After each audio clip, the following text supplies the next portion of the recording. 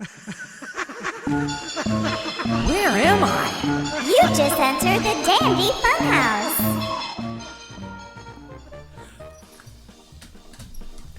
Hey there, fun seekers. I'm Neil Dandy, and welcome to the Dandy Funhouse, the home of your favorite frivolities. If you're watching, listening, or reading this right now, I'd like to let you know that this is the inaugural episode. That's right, episode number 1 of the Dandy Funhouse, where we explore all things amusement. Now, this could be carnival games, board games you play at home, inflatable attractions, toys both modern and retro, amusement parks, weird and wonderful destinations. You get it? Today we're going to kick off episode 1 with a family trip to Dollywood. What's Dollywood, you ask? Is it a spooky forest filled with dolls that come alive after dark and chase you with maniacal laughter? Well, no, not exactly. Dollywood is a major, and I mean major, amusement park located in Pigeon Forge, Tennessee, nestled between the mountain getaway town of Gatlinburg and the city of Knoxville in eastern Tennessee, Appalachia.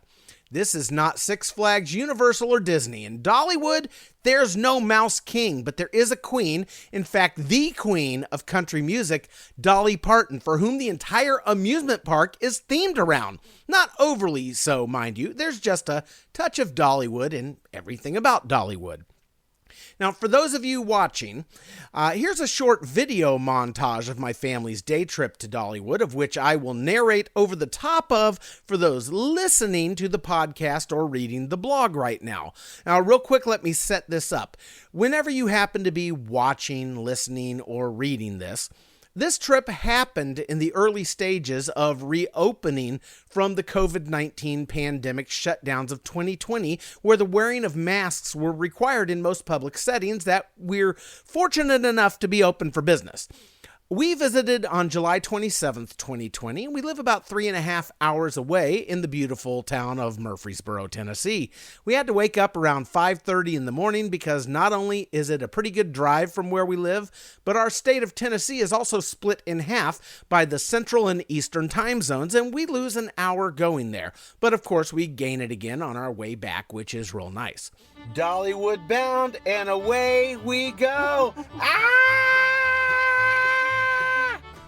Now, this is obviously myself behind the wheel, along with my lovely wife, Michelle, our 10-year-old son, Evan, and our dog, Emma Lou. While you can't take your dog into the park, they do have a day kennel named, what else? Doggywood. For a very reasonable price, might I add. We didn't feel comfortable leaving her home alone for the 18 hours or so that we would be gone, since she's a bit of an older dog at the age of 11. So we had to make the choice of which stress level would be more tolerable. We felt that her getting to take a nice ride and a large chunk of the day with the family in the car and spending 8 hours in a cage in an air-conditioned building with a walk break in between was better than being locked in the house alone for 18 hours without being able to do her business. Thus, we opted for Doggywood. Now, you might be thinking, in the context of major amusement parks like Universal, Disney, Six Flags, etc., how big can a Dolly Parton theme park possibly be? No pun intended. Kids, don't ask your parents what that means. Well, let me tell you, this park is major, and I mean major. As with most major theme parks, once you drive into the main gates and get past the initial parking toll booths, it's a good little drive to get into the parking area, and from there you get onto trams in order to get to the main gates of the actual park. Doggywood, the kennel. And yes, we do have to mask up. Doggywood. Come on, Emma. And as we enter, the first thing that struck us is that it's sort of an old-timey town vibe with antebellum-style houses, perhaps a bit of New Orleans-type feel. The big Dollywood sign with a butterfly in place of the W. A little bizarre seeing all these people walking around in masks, but you've got to do what you've got to do. Just happy that they're able to open it all. Now, as we start getting into the park, we come across this beautiful and unique art piece of multicolored umbrellas hanging over the walkway. And of course, candy shops, gift shops, and vendors of various types ready to take your hard-earned cash with a smile at every turn. I stopped to admire a classic taffy pulling machine as well as some popping candy with some really fun-looking packaging in the shape of a child's head with explosions going off inside their open mouth. Outside, we find a stand with pink and blue toy swords, not sharp thankfully, and a butterflied princess wand that produces bubbles. Butterflies are sort of a thing in Dollywood. And after about 10 minutes of walking past gift shops, craft shops, and food stands, we finally start arriving at some rides. The first one we encountered was a whitewater rafting ride, which had about a 45-minute wait due to lowered capacity for the purposes of social distancing during the pandemic, which is understandable, but we didn't feel like waiting that long or getting drenched, so we moved on to the Dollywood Express, which is an old-time steam locomotive that takes you up into the mountains. You get to see a few nice views, some old-timey mountain shacks, smokehouses, cabins, and other artifacts reminiscent of what life was like maybe 100 years ago in rural Appalachia. It was nice. Nothing breathtaking, but still a neat little excursion the whole family can enjoy. Walking further up the path after the train, there's thrill rides, coasters, things like that. Dollywood has a pretty good collection of roller coasters, if that's your thing. If you're a coaster enthusiast, and especially if you love the old wooden roller coasters like I do, where it feels like you're in a never-ending car crash the whole time, Dollywood will certainly not disappoint you in that department.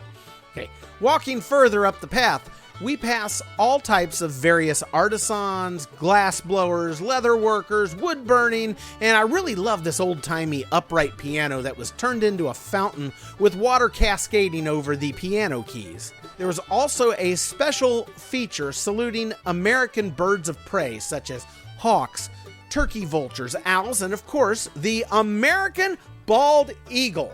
They have an enormous bald eagle art piece, for lack of a better word, where it looks like it's swooping down to pick up its prey above a Dollywood sign, like it's here swooping down to pick up my son. It's definitely one of those photo op areas, and like typical tourists, we stopped and did a photo op. Now, along this same theme, there's also a live show with the birds of prey, which my wife and son took in while I went and broke our furry family member Emma Lou out of her doggy jail for her midday break. So unfortunately, I didn't get to experience that bird show, but apparently our son Evan got to pet a bald eagle at the end and didn't get peed on. Hey, towards the rear of the park is a relatively new area that I believe opened up maybe just a year or so before our visit, called Wildwood Grove. It's got sort of a magical nature adventure feel to it, but it sort of felt more like the kids area to us, meaning that it seemed to be comprised mainly of gentler, kid-friendly rides, although there were a few roller coaster entrances nearby. We all three squeezed into a flying acorn, and by squeezed, I mean, it was so tight in that thing that it almost didn't happen, but after a bit of creative maneuvering, we all managed to get in, and it was fun. There were some bouncy bears that go around a path with saddles on them that both adults and children could ride. We then rode the Frogs and Fireflies ride, where you basically get into a bouncy frog and go around in circles. I could barely fit into my frog, but I did make it, and I did bounce, and other parts of me bounced too. Another photo op area where it looks like you're in the nest with some baby owls. Making our way back towards the front of the park as we wind up our day, we come across what I can best describe as 50s Town. It probably has an actual name, I just don't know what it is. You know, it has old-timey cars, retro burger and malt shops, 50s rock and roll playing. I just love this stuff. I'm a Sha Na Na fan. And as you come out of 50s Town, you find yourself in a section of Dollywood that is themed to what else? The life of Dolly Parton. There's a theater showing a presentation called Chasing Rainbows, the Dolly Parton story, which I'm guessing obviously tells her life story. It was closed at the time of our visit, I assume as a precaution to the pandemic, as well as Dolly's tour bus that during normal times you could walk through and see how the Queen of Country travels. Although I highly doubt Dolly does a lot of traveling by bus these days. I'm guessing she flies into town, stays in a nice hotel, and gets chauffeured to her performances. Now, a couple of other items of interest I would like to note while I wrap this up that I really loved about Dollywood is the music playing throughout the park. It's mainly well-known popular songs that most people know and love, but instead of just the normal songs themselves, they are bluegrass-styled remakes of them. It sets the perfect fun, upbeat ambiance for everything this park is trying to be about, which is its Appalachian mountain vibe, if you will. Also, there are music groups performing throughout the day, bluegrass of course, and they're absolutely top-notch. You exit the park oh so cleverly through an enormous gift shop, which, once we made our way through, we collected our dog Emma Lou outside the front gates, made our way to the tram, and bid adieu to a wonderful day at Dollywood in beautiful Pigeon Forge, Tennessee. And this does conclude our inaugural installment of the Dandy Funhouse. If you would like to explore more about our world of favorite frivolities and novelties, you may visit us online at dandyfunhouse.com.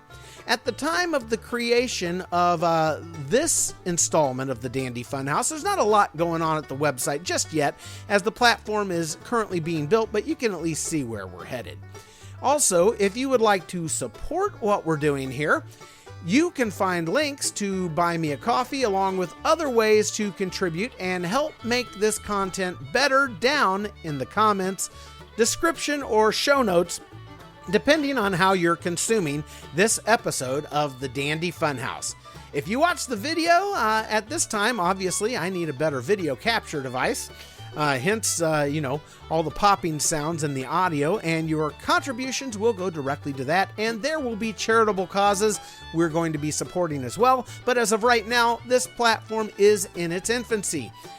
Those things are still being currently worked out, but we are working them out. Anyway, thank you for visiting, and remember, whatever you do, make it fun and dandy.